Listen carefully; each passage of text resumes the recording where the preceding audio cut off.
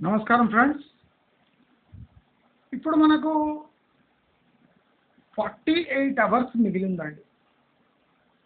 అంటే exit poll result రావడానికి 48 hours ఉంది అప్రాక్సిమేట్గా. నేను మంచి మార్గం ఛానల్ ద్వారా గత 10 నెలలుగా ఈ రాబోయే రోజు కోసం మీ అందరినీ ప్రిపేర్ చేయించాలి. కాషియస్గా ఉండండి, దూకుడు ప్రదర్శించకండి, డెవలప్మెంట్ని కీన్గా అబ్జర్వ్ చేయండి, అడ్డమైన కమెంట్లు పెట్టకండి, డేటాకు రెస్పెక్ట్ ఇవ్వండి, రియాలిటీని గౌరవించండి, రాబోయే రోజుల కోసం ప్రిపేర్ అవ్వండి అని నేను ఒక 650 పైచీలకు వీడియోస్లో మిమ్మల్ని హెచ్చరిస్తూనే ఉన్నా. ఆ 650 వీడియోల్లో సుమారు 580 వీడియోలు ఈ హెచ్చరించడానికే నేను అలొకేట్ చేసిన. అసలు మీకు బోర్ కొట్టొచ్చు, కానీ నేను ఎంత బోర్ కొట్టకుండా మిమ్మల్ని శతవిధాల మిమ్మల్ని రక్షించుకోవడానికి నేను పడిన పాటలు అన్నీ కావు. ఇనీషియల్గా నా ఛానల్ చూసి చాలామంది నవ్వారు, కేరింతలు పెట్టారు, అడ్డమైన కామెంట్లు పెట్టారు, క్యాల్కులేషనే రాదన్నారు. అంటే ఇవన్నీ నేను లైట్గా తీసుకున్నాను. ఎందుకంటే వీటన్నిటికన్నా ముఖ్యం మనకు జనాలు కష్టపడి సంపాదించిన డబ్బు సురక్షితంగా ఉండటం. ఇది నా primary goal. See, if you don't make money on real estate, it's okay. But the primary objective should be to protect the principal.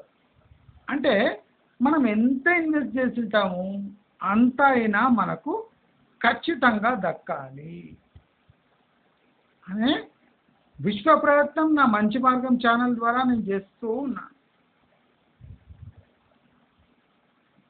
ఇప్పుడు నా 600 పైచిల్కు వీడియోస్కి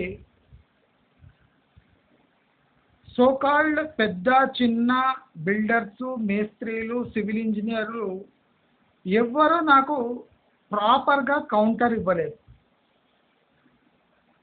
నేను సివిల్ ఇంజనీర్ కాదు, నేను బిల్డరు కాదు, నాకు కన్స్ట్రక్షన్ ఇండస్ట్రీతో దూరం వరకు ఏ సంబంధము లేదు. నాకు ఆస్తులు లేవు, అంతస్తులు లేవు, నా పెట్టుబడులు రియల్ ఎస్టేట్లో ఏమాత్రం లేవు. అంటే నేను రియల్ ఎస్టేట్లో ఏకాకిని. ఆశ్చర్యం ఏమంటే ఇప్పటి వరకు ఈ 10 నెలలలో నాకు కౌంటర్గా ఒక్క వీడియో తయారు కాలేదు. నాకు కౌంటర్గా ఒక్క క్యాల్కులేషన్ ప్రాపర్గా రాలేదు. నీకు క్యాల్కులేషన్ రాదు, నీకు ఇది రాదు అని ఒకటి గాలి మాటలు తప్ప వాళ్ళ తరఫున బ్రహ్మాండమైన క్యాల్కులేషన్ వేసి నాకు అంటే సవాలుగా విసిరిందే లేదు. ఎందుకని? నేను సివిల్ ఇంజనీర్ కాదు కదా, నాకు ఇటుకలు అంటే తెలియదు, స్టీల్ అంటే తెలియదు, స్క్వేర్ ఫీటు స్క్వేర్ యార్డుకు డిఫరెన్స్ తెలియదు, ఎకరాల్లో లెక్కలు తెలియదు, క్వాలిటీ తెలియదు, ఎత్తు పొడవులు తెలియవు. మరి ఇన్ని తెలియని ఈ వ్యక్తికి 11,300 పైచీలకు సబ్స్క్రైబర్స్ ఎలా వచ్చారు? ఇది ఆలోచించవలసిన విషయం.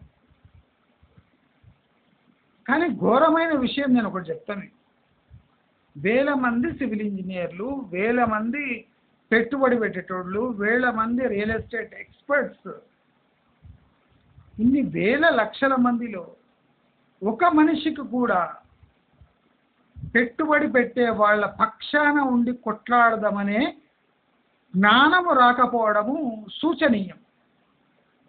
అందుకోసం నాలాంటి ఏ అవగాహన లేని వ్యక్తి వీడియోలు చేసేస్తున్నాడు. అంటే నాకు నేను అవగాహన లేదు అని అనుకుంటున్నా. నేను ఎప్పుడు చెప్తా రియల్ ఎస్టేట్లో ఓన్లీ 5% తెలుసు అని. కానీ సోకాల్డ్ రియల్ ఎస్టేట్ ఎక్స్పర్ట్స్ ఉంటారు కదా, ఈ లక్షల మందిలో ఒక్కడికైనా ఈ పెట్టుబడి పెట్టేవాళ్ళు మనకు ముఖ్యము, సమాజ సేవ అనుకొని కూడా ఇవ్వడు ఆదుకోవడానికి వీడియో రూపంలో. పోనీ పెట్టుబడులు ఆపేసి మంచి పెట్టుబడులు చూపించి అవన్నీ పక్కకు పెట్టండి. లక్షలాది జనాలు కష్టపడి సంపాదించిన డబ్బును మనము అంటే వేస్ట్ కాకుండా మన బ్రెయిన్తో ఆదుకుందాము అని ఒక్కడు కూడా ఎందుకు ఆలోచన చేయలేదు? నా మొదటి ప్రశ్న ఇది. ఆశ్చర్యం కలిగించే ప్రశ్న కూడా అది.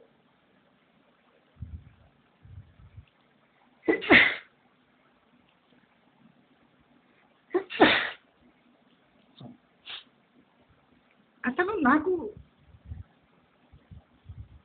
రియల్ ఎస్టేట్లో ఏం రాదు, అవగాహన లేదు అని నేను ఫస్ట్ నుంచి కూడా మొత్తుకుంటున్నాను. నాకు ఓన్లీ 5%. అరే వీడికి 5% తెలుసు కదా, జబర్దస్త్ కౌంటర్ ఇస్తాం వీడికి, వీడి ఛానల్ బంద్ చేసుకొని పారిపోవాలి వీడు అని ఒక్కడు కూడా ఈరోజు వరకు ఛాలెంజ్ చేయలేదు. లేదా ఒక్క బిల్డర్ కూడా నా ప్రాజెక్ట్ చూపిస్తా, నువ్వు రా, నీ క్యాలిక్యులేషన్ రాంగ్ అని నేను పబ్లిక్లో, ఇప్పుడు ఎన్ని ఫేర్స్ అయినాయి కదా, రియల్ ఎస్టేట్ ఎక్స్పోలు అయినాయి కదా, ఒక్కడన్నా నన్ను పిలిచి అరే స్టేజ్ మీదకి రారా, నీకు పని పడతాము, నేను స్క్రీన్ మీద మా లాభాలు లెక్కలు వేసి చూపిస్తా, నా ప్రాజెక్ట్స్ లీగల్ కాదంటావు కదా, నేను ఎట్లా కాదు నేను ప్రూవ్ చేస్తాను, ఒక్కడికి దమ్ము లేదు. నాకు ఆ దమ్ము లేకపోవటము ఒక ఆయుధంగా మారింది. ఇప్పుడు నేను 600 పైచీలకు వీడియోలు వేసిన కదా, ఒక్కడను వచ్చి నా మీద వీడియో వేసి ఈ మంచి మార్గం బద్మాష్ గాడు వీడికి లెక్కలే రావు, నా లెక్కలు చూడు ఒరిజినల్ లెక్కలు, మాకు ఓన్లీ 20% మార్జిన్ ఉంటుంది, ఎంత కష్టం ఉంటుంది, లోన్లు తీసుకొని ఎలా అప్పులు తీరుస్తాము అని ఒక్కడన్నా జబర్దస్త్ కౌంటర్ వీడియో వేసింటే నాకు కూడా భయం వేస్తుండే. అమ్మో బిల్డర్లు అంటే ఇంత తెలివి గలవాళ్ళా, ఇంత కష్టాలు ఉంటాయా, మనం దానిపై వీడియో వేద్దామని నాకు ఇంగిత జ్ఞానం అని ఉంటుండే. కానీ ఎవ్వడు కౌంటర్ వేయలే, నీకు లెక్కలు రావు నీవు అని గాలి మాటలు మాట్లాడతారు. పిలిచి పోనీ ఈ బిల్డర్స్ అసోసియేషన్ ఉంది, వాళ్ళు పిలిచి బాబు నీవు ఒకరోజు రా, నేను యూట్యూబ్ ఛానల్స్ అంతా పిలుస్తా, అందరు కలిసి నీవు రాంగ్ అని నేను నీ ముఖం మీద ప్రూవ్ చేస్తా అని దమ్ముడలే. ఇప్పుడు మీరు 1000 కోట్లు పెడుతుండ్రు, నేను కౌంటర్ వీడియోలు ఇస్తున్నా, జనాలు నాకు పెరుగుతున్నారు, నా మాట వింటున్నారు, అంత ప్రమాదకరం ఇది. ఇప్పుడు 15 లక్షల వ్యూ వచ్చిందంటే 1 లక్ష మంది అన్న నా వీడియోస్ చూసి ప్రభావితమై ఉండరా? 14 లక్షలు పక్క వెయిట్, అవునా కదా? మరి ఎందుకు వస్తలేవు? పోనీ నా వీడియోలకు ఒక 20-30 వ్యూలు, ఒక 500 వ్యూలు, 1000 వ్యూలు వస్తే పక్కన పెట్టేద్దాం. వేల కొద్ది వ్యూస్ వస్తున్నాయి, లక్షల కొద్ది వ్యూస్ వస్తున్నాయి, రోజు ఒక 150-200 మంది వచ్చి చేరుతున్నారు, అందరూ నా మాట వింటున్నారు. ఎంతో తప్పిది. అసలు అవగాహన లేని వ్యక్తి ఒక మహోన్నతమైన రియల్ ఎస్టేట్ గురించి అడ్డగోలుగా వాగి 1000 కోట్ల నష్టం చేస్తుంటే ఎవరికి ఇమ్మండి. ఎందుకు? నీకు నేషనల్ బిల్డింగ్ రూల్స్ తెలియవు, నీకు ఫైర్ సేఫ్టీ నామ్స్ తెలియవు, అసలు land value UDS popular UDS calculation తెలియదు, అసలు నీ పిన్ టు పిన్ క్యాల్కులేషన్ చేసి చూపిస్తా, అమ్యూనిటీస్ అంటే నీకు తెలుసా, నీ ముఖానికి అమ్యూనిటీస్ అంటే ఎప్పుడన్నా చూసినావా అని, స్విమ్మింగ్ పూల్ అంటే ఎట్లుంటుంది, ఎంతమందికి ఎంత స్విమ్మింగ్ పూల్ నీకు తెలుసా, ఎవడు కక్కి మాకుండా ఒకటే ఏడుపు ఏడిస్తే ఏం దొరుకుతుంది, ప్రాబ్లంకి సొల్యూషన్ ఉంటుందా, ఉండదు. ఇప్పుడు మీరు బాగా చదువుకున్నారు కదా, సివిల్ ఇంజనీర్లు అవి ఏం లెక్కలు వేసిండ్రు, స్క్వేర్ ఫీటు స్క్వేర్ యార్డ్ లెక్కలు, మరి ఒక్కడికైనా దమ్ము ఉండాలి కదా, ఒరే బాబు నీవు బీకాము, నువ్వు మా ఇండస్ట్రీ కాదు, మరి ఈ 600 పైచీలకు వీడియోస్ చేస్తే అందరు నిధికే చూస్తున్నారు, మరి ఇది ఏమన్నా కరెక్టా, లేదా నాకు ఒక కోర్సు చేపించి అసలు civil engineer basic crash course అని నాకు చేపిస్తే నేను కూడా తెలుసుకుంటా, అసలు సివిల్ ఇంజనీర్ అంటే ఎట్లుంటుంది, ఇన్ని కష్టాలు ఉంటాయి, సిమెంట్ అంటే ఏంది, ఇసుక అంటే ఏంది, ఇటుక అంటే ఏంది, కంకర అంటే ఏంది, నాకేం తెలియదు, ఏం తెలియదు నాకు. కంకర్లో ఎన్ని వెరైటీలు ఉంటాయి, స్టీల్లో ఎన్ని వెరైటీలు ఉంటాయి, ఏం తెలియదు. ఉట్టి గాలి వీడియోలు ఇస్తున్నా, అయినా జనాలు నమ్ముతున్నారు, మరి మిమ్మల్ని నమ్ముతలేరు ఎందుకు? జనరలీ మీరు ఒక 30-40 ఏళ్ళు ఇదే ఇండస్ట్రీలు ఉన్నారు, వేల కొద్ది ఫ్లాట్లు కట్టిండ్రు, లక్షల కొద్ది ఇళ్ళు అమ్మిండ్రు, అందరు మీ వైపు చూడాలి కదా, నా వైపు ఎందుకు చూస్తున్నారు? ఎందుకు చూస్తున్నారు అంటే సింపుల్, నేను ప్రతి ఒక్కటి లాజికల్గా మాట్లాడతా, బేసిక్ లాజిక్ని మర్చిపోకుండా ఏదైనా ఎక్స్ప్లెయిన్ చేస్తాను, ఇది తప్ప నా దాంట్లో టెక్నికల్ ఎక్స్ప్లెనేషన్ ఏముండదు. ఇప్పుడు ఇప్పటి వరకు 10 ఏళ్ళ 20 ఏళ్ళ 30 ఏళ్ళ ఇల్లు, పాత ఇల్లు ఫ్లాట్ ఎలా కొనాలి అని ఎందుకు వెళ్ళలేదు ఎవరు? ప్రజలకు మేలు కోరేవాళ్ళు ఇంత పెద్ద రియల్ ఎస్టేట్ ఇండస్ట్రీలో 10, 20, 30 ఇయర్స్ ఫ్లాట్ ఎలా కొనాలి. ఇప్పుడు చూడండి, కొత్తగా వచ్చే ఛానల్స్, ఇప్పుడు ఆల్రెడీ ఎస్టాబ్లిష్ అయిన న్యూస్ ఛానల్స్ యొక్క యూట్యూబ్ ఛానల్స్ మొత్తం నా యూట్యూబ్ నుంచి కాపీ కొట్టి అదే మెటీరియల్ పిన్ టు పిన్, నాకు అదే ఆశ్చర్యం వస్తుంది. రియల్ ఎస్టేట్ ఎక్స్పర్ట్స్ లేరా ఇంత పెద్ద ఇండస్ట్రీ?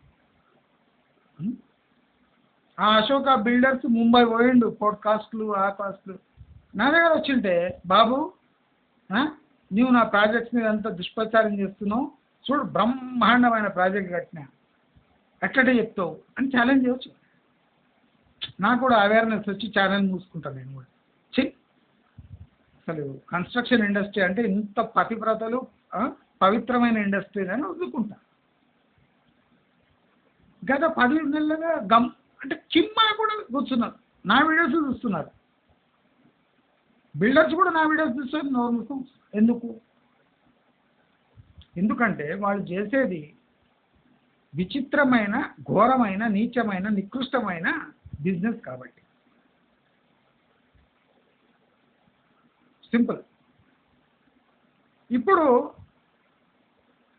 10 నెలల తర్వాత మనకు 48 గంటలు మిగిలినాయి. మేలుకోవడానికి అంటే సర్దుకోవడానికి. నేను 10 నెలలుగా చెప్తున్నా, ఎవడన్నా గ్రాస్ప్ చేసుకున్నా అంటే వాడు బతికిపోయినట్టే. ఇన్వెస్ట్మెంట్ చేయలేదంటే వాడు క్యాష్ పెట్టుకొని కింగ్లా ఉంటాడు. ఇప్పుడు ఎవడు నా మాటని విస్మరించి వీడికి బోడీ ఏం తెలుసులే అని ఒక్క డౌట్ వచ్చి ఇన్వెస్ట్ చేసిన వాడు ఫుల్గా ఎడుక్కున్నాడు. నాకు సంతోషంగానే ఉంది. ఏ మనిషి చెప్పినా, ఎక్కడి మనిషి చెప్పినా లాజికల్గా మాట్లాడుతున్నాడా లేదా, ఇది మీకు ముఖ్యంగా ఉండాలి. 30 ఏళ్ళ ఇండస్ట్రీ, 40 ఏళ్ళ ఇండస్ట్రీ అన్ని అబద్ధాలు చెప్తే ఏం లాభం? అంతే కదా. ఇప్పుడు నా లాజిక్ కరెక్ట్ లేదు, మంచి లాజిక్ ఇవ్వండి, తప్పులేదు. వేస్ట్ గాడు వీడు మంచి మార్గం ఏం తెలియదు వాడికి, చూడండి, నేను బ్రహ్మాండమైన వీడియో చేస్తున్నా, ఇవే అందరు నా దగ్గర రండి, నేను మంచి ఎక్స్ప్లెనేషన్ ఇస్తా ప్రతిదానికి అని చెప్పండి, తప్పులేదు. ఇప్పుడు నా ఛానలే అన్నీ చెప్పాలని ఏం లేదు. మీ ఛానల్ తీయండి, బ్రహ్మాండమైన వీడియోలు వేయండి, నన్ను తప్పుగా ప్రూవ్ చేయండి, నా ఛానల్ ఆటోమేటిక్ మూత పడుతుంది, సబ్స్క్రైబర్ అంతా పారిపోతారు. రోజుకు 150 మంది వస్తున్నారు, రోజుకు 150 మంది సబ్స్క్రైబర్స్ వస్తారు రోజుకు. ఎందుకు వస్తున్నారు ఒక్కసారి ఆలోచించండి. తోక ఏం తెలియని మనిషి ఛానల్కి ఇంతమంది వస్తున్నారు అంటే వాళ్ళ దయనీయమైన స్థితిలో ఉన్నారు వాళ్ళు. అంటే గైడ్ చేసేవాడే లేడు.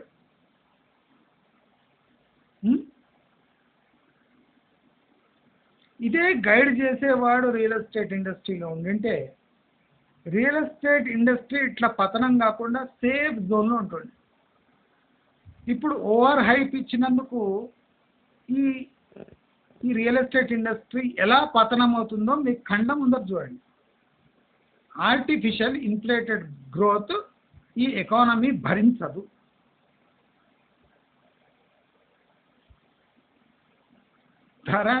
ధరల నియంత్రణ, ప్రాక్టికాలిటీ అనేది లేకపోతే ఎకనామిక్స్ అనే సబ్జెక్ట్ దాన్ని కత్తిరించి పారేస్తారు.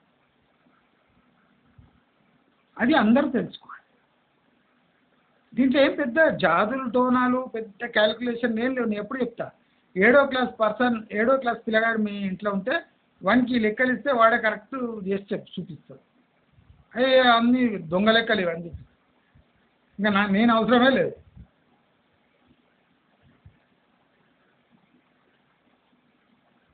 ఇప్పుడు మన దగ్గర మిగిలిన 48 గంటల్లో మనం ఏం చేయగలం?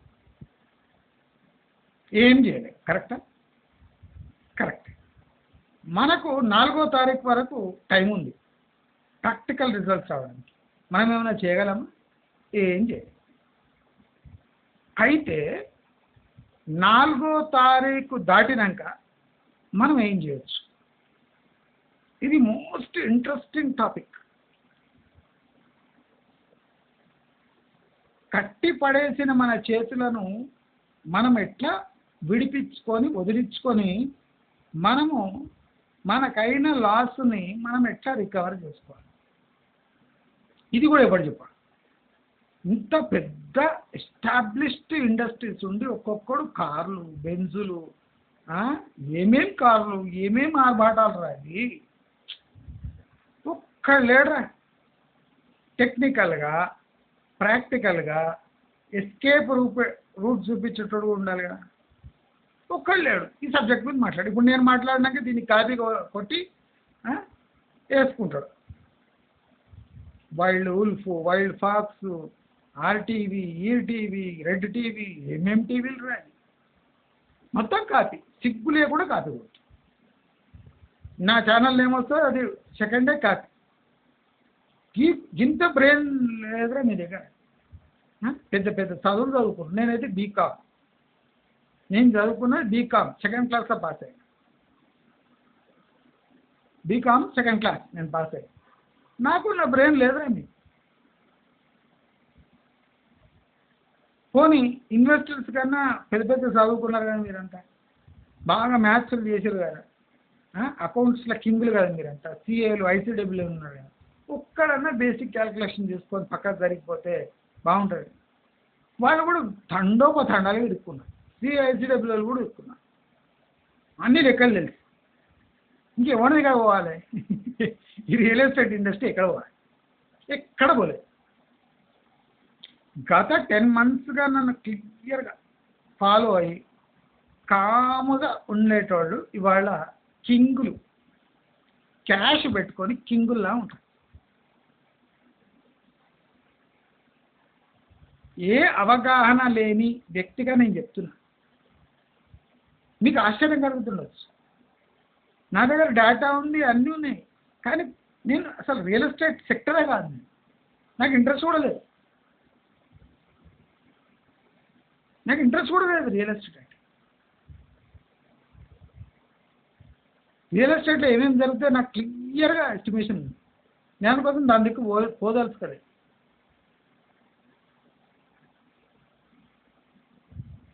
కానీ రియల్ ఎస్టేట్ వాళ్ళను మూత్రం పోపిచ్చే శక్తి నా దగ్గర ఉంది. దాని నిదర్శనమే 650 పైచిలకు వీడియోలు దద్దరెళ్తున్నాయి ఒకటి. అంటే కొన్ని ఆడ్ వీడియోస్తో 500 800 అట్లా, ఎందుకంటే సబ్జెక్ట్ కాదు కాబట్టి వ్యూస్ వచ్చి ఉండొచ్చు. కానీ మిగతా వీడియోస్కి అంతా పుష్కలమైన వ్యూస్. ఎందుకు? మ్యాటర్ ఉంది కాబట్టి. మ్యాటర్ లేకపోతే గంటలు గంటలు ఎవరు చూడడు. ఒక్క వీడియోకు 400 500 గంటల వాచ్ టైం వస్తుంది. మినిమం 400-500 అవర్స్ వాచ్ టైం వస్తుంది ఒక్క వీడియో. ఎంతమందికి వస్తుంది పోయి అడగండి. నేను ఒక వీడియో వస్తే 400-500 మినిమం వాచ్ టైం. కొన్ని వీడియోస్కి 950 గంటల వాచ్ టైం ఒక్క వీడియోకి.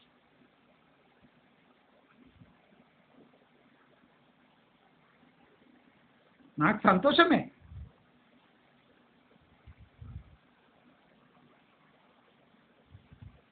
మరి మీ పరిస్థితి ఏంటి?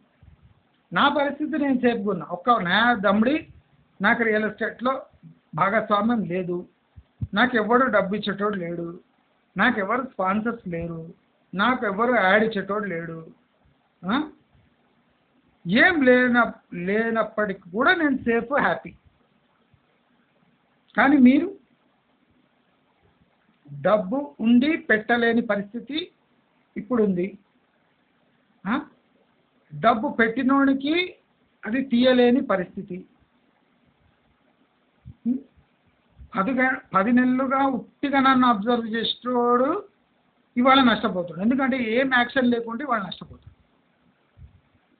అయితే ఇప్పుడు అయ్యే నష్టాన్ని మనం ఎలా పూరించుకోవాలి? చాలా ఇంట్రెస్టింగ్, మోస్ట్ డిఫికల్ట్ వే.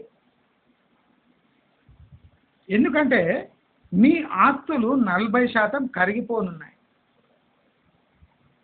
అన్నీ రాజకీయంగా అన్నీ ఇప్పుడు నేను చెప్పినట్టు ఆంధ్రప్రదేశ్లో నేను చెప్పినట్టయితే, సెంట్రల్లో నేను అనుకున్నదైతే,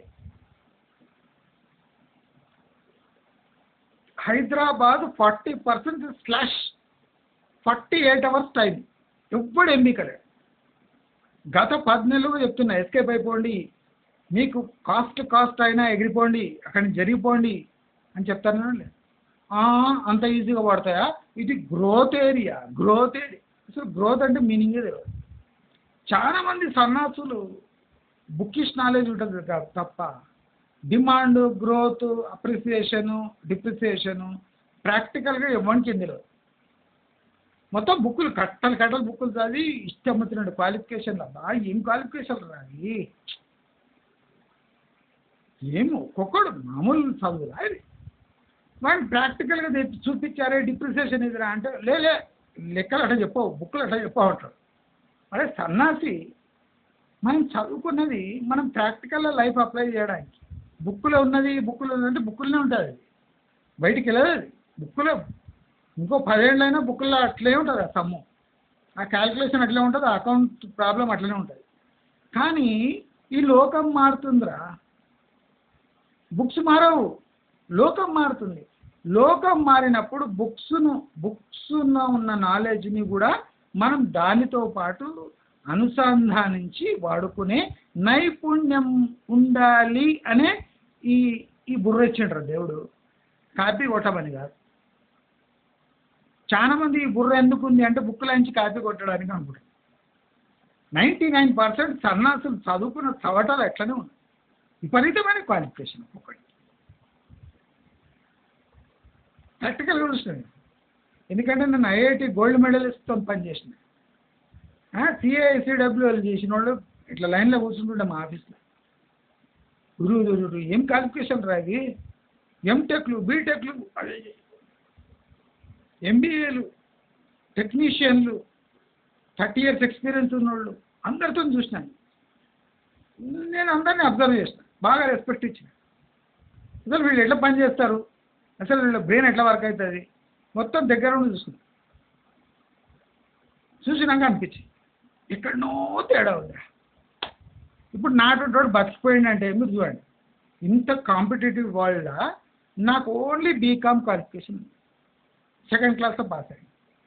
నేను ఇంత పెద్ద మాయాజాలంలో వీళ్ళ మధ్యలో పనిచేసిన అంటే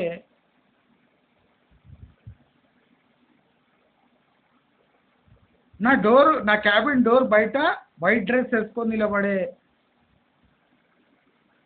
ప్యూను బిఎస్సి,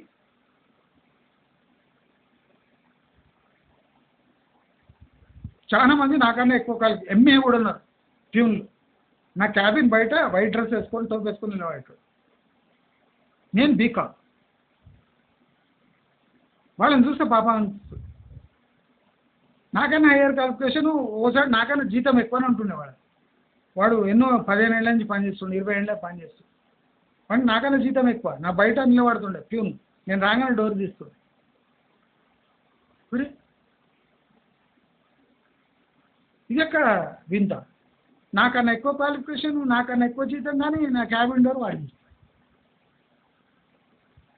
నాకు ఛాయ్ తెచ్చిస్తాను, నా టేబుల్ దూరుస్తాను. ఎక్కడ తేడా కొట్టింది? నేను అప్పుడు ఆలోచిస్తుంది, ఎక్కడనో ప్రపంచంలో తేడా ఉంది. ఈ క్వాలిఫికేషన్ లేనిది, ఈ టెక్నికల్ క్వాలిఫికేషన్ ఏంది, ఈ ప్రపంచం ఏంది ఇంత అడ్వాన్స్డ్గా ఉంది, మరి నేను ఎట్లా బతికిపోతున్నా? నా దగ్గర ఏమైనా వింత ఉండాలి, లేదా వీళ్ళ దగ్గర ఏమైనా ప్రాబ్లం ఉండాలి. నేను ఇదే ఆలోచన చేసిన. నేను ఇప్పటివరకు శ్వాస తీసుకుంటున్నా అంటే నేను వీళ్ళ మధ్యలో నేను వీళ్ళ టేబుల్ తుడవాలి. నేను ప్రాక్టికల్ చూస్తాను నా క్వాలిఫికేషన్ నుంచి. వీళ్ళు నా టేబుల్ తుడిచానంటే ఎక్కడో తేడా. అక్కడే ఇలాంటి తేడానే నా యూట్యూబ్ ఛానల్లో కనిపిస్తుంది.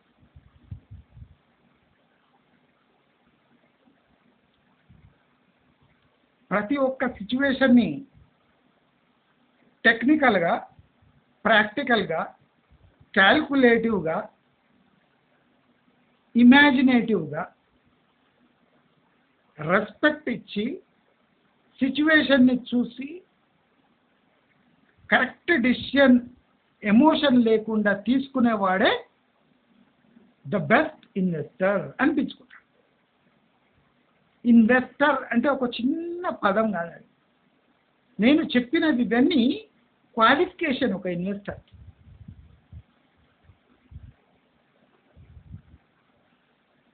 నేను ఇది ఎందుకు చెప్తున్నా అంటే భవిష్యత్తులో ఏ ఇన్వెస్ట్మెంట్ చేయాలన్నా ఆషామాషిగా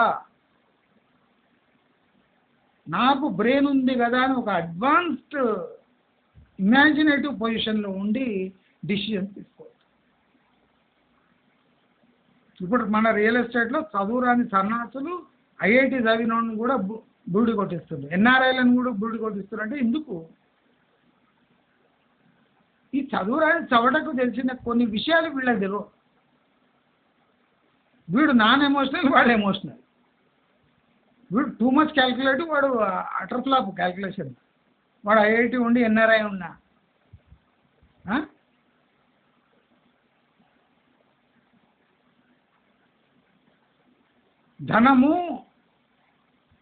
ధనము ఎలాగైనా రావచ్చు. దానికి టెక్నికల్ క్వాలిఫికేషన్స్ లేవు.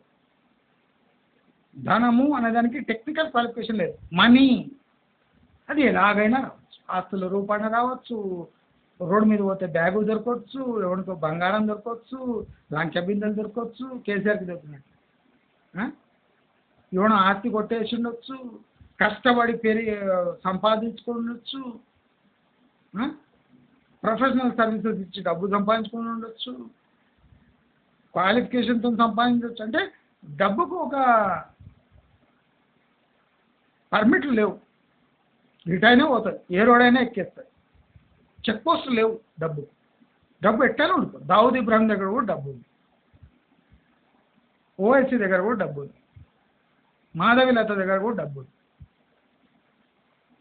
ఉంది. అంబానీ దగ్గర ఉంది, టాటా దగ్గర ఉంది. ఇప్పుడు టాటా దగ్గర ఉన్న డబ్బుకు అంబానీ దగ్గర ఉన్న డబ్బుకు చాలా డిఫరెన్స్. డబ్బు ఎవరి జేబులోనే ఉండొచ్చు. కనుక డబ్బును రెస్పెక్ట్ ఇవ్వాలి, కానీ డబ్బు ఎంతవరకు పనిచేస్తుందో అనే జ్ఞానం కూడా ఉండాలి. అది లేకపోతే ఇప్పుడు రియల్ ఎస్టేట్లో పెట్టుబడులు బట్టి ఎట్లా ఇరుక్కుపోయారు కదా అట్లా ఇరుక్కుపోయారు.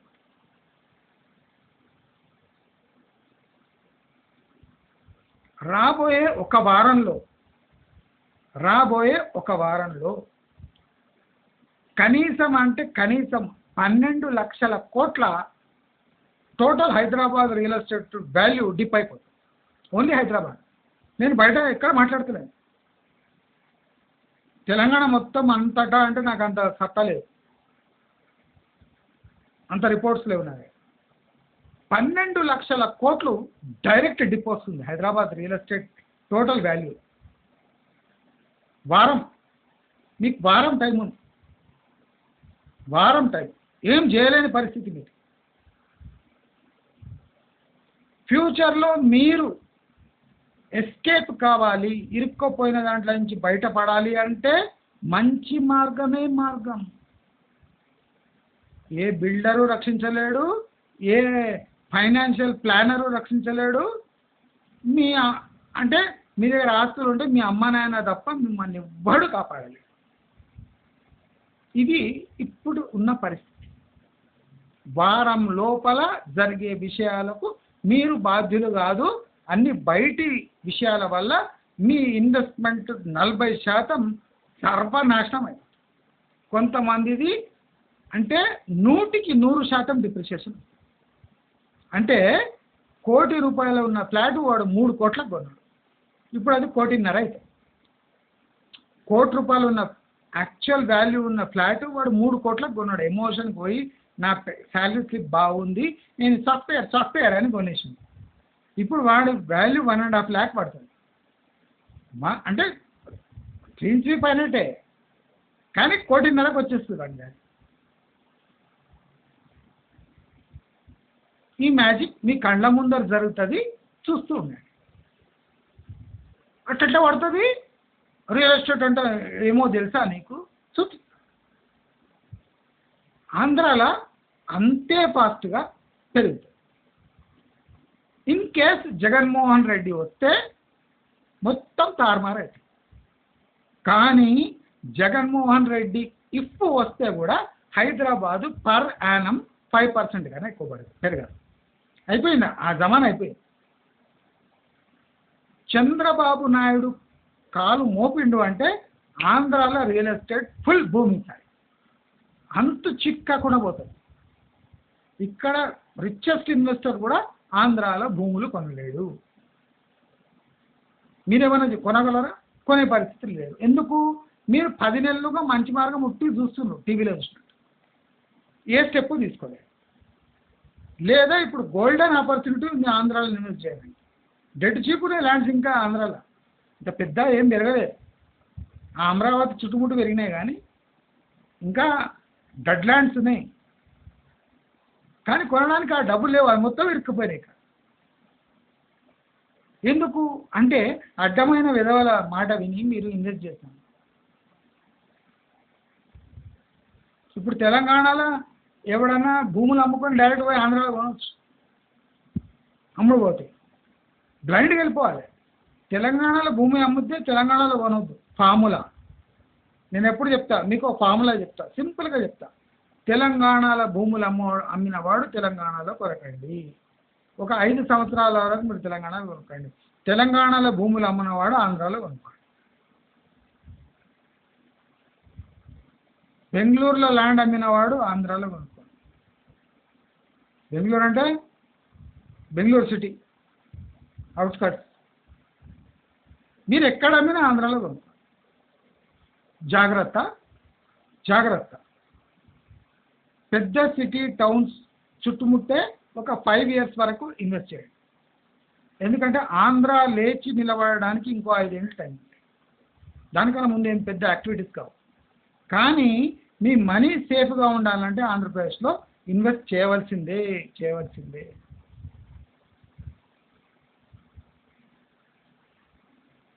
రాబోయే పరిస్థితులు ఆంధ్రప్రదేశ్కి అనుకూలంగా, హైదరాబాద్కి వ్యతిరేకంగా RRR కట్టనియండి, ORR ఉండనియండి, క్లస్టర్స్ ఫామ్ కానివ్వండి,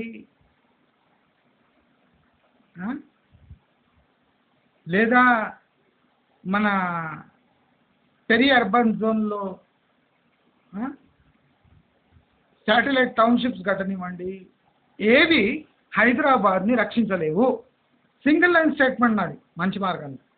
నేను దీన్ని నిలబడి ఉంటా. అంటే నాది తప్పు ప్రూవ్ అయినా నేను తప్పు అని ఒప్పుకుంటా. ఇవాళ నేనేం చెప్పినా కదా, అది తప్పు మీద ప్రూవ్ అయితే నేను మీ ముఖం ముందర క్షమాపణ అడుగుతా. నేను చెప్పింది తప్పయింది, క్షమించండి, నిర్మోహమాటంగా అడుగుతా. ఇప్పుడు జగన్ రెడ్డి వచ్చింది అనుకోండి, నిర్మోహమాటంగా చెప్తా, హైదరాబాద్ మళ్ళీ పుంజుకొని 5% పర్ ఇయర్గా మళ్ళీ పెరగడం స్టార్ట్ అవుతుంది. ఆంధ్ర సర్వనష్టం అయిపోతుంది. జగన్ రెడ్డి వస్తే ఆంధ్ర ఇక దానికి ఎవ్వడు రక్షించలేడు. ఇప్పుడు హైదరాబాద్ని ఎట్లా రక్షించలేడో Andhra Pradesh will become a mini Bihar. మనం చూసి నవ్వుకోవచ్చు, అలాంటి పరిస్థితి వస్తుంది ఇఫ్ వైఎస్ఆర్సీపీ ప్రభుత్వం వస్తే. అంటే నేను ఎకనామిక్గా చెప్తున్నాను. నాకు వైఎస్ఆర్సీపీ అంటే ఏం ద్వేషం లేదు. Jagan Reddy is a good politician. ఒక్కడే కలిసి ఇంతమందిని ఉత్సవించిందంటే he's a good politician, no doubt. But he's not a అంటే నీతి గల పొలిటీషియన్ మాత్రం కాదు. He's a good politician. పొలిటికల్గా హీఈస్ ఎ మాస్టర్. బట్ ప్రజల కోసం మంచి వ్యక్తి కాదు, స్టేట్ కోసం మంచి వ్యక్తి కాదు అని ఎవరు డిబేట్ చేసినా నేను డిబేట్ చేయలేను. నేను మళ్ళీ చెప్తున్నా, జగన్మోహన్ రెడ్డి అంటే నాకు పర్సనల్ ద్వేషాలు ఏం లేదు. ఆయన నాకు రూపాయి ఇవ్వలేదు, నేను ఆయనకు రూపాయి ఇవ్వలేదు. కానీ ఒక స్టేట్ కోసం జగన్మోహన్ రెడ్డి ఒక చీఫ్ మినిస్టర్ ఉండడం ప్రమాదకరం. ఆయన మళ్ళీ కర్మజాలు వస్తే ఇంకా ఏపీ విల్ బికమ్ బీహార్. రాసిపెట్టుకో. దీనికి కూడా ఇలా కాకపోయినా నేను క్షమాపణ.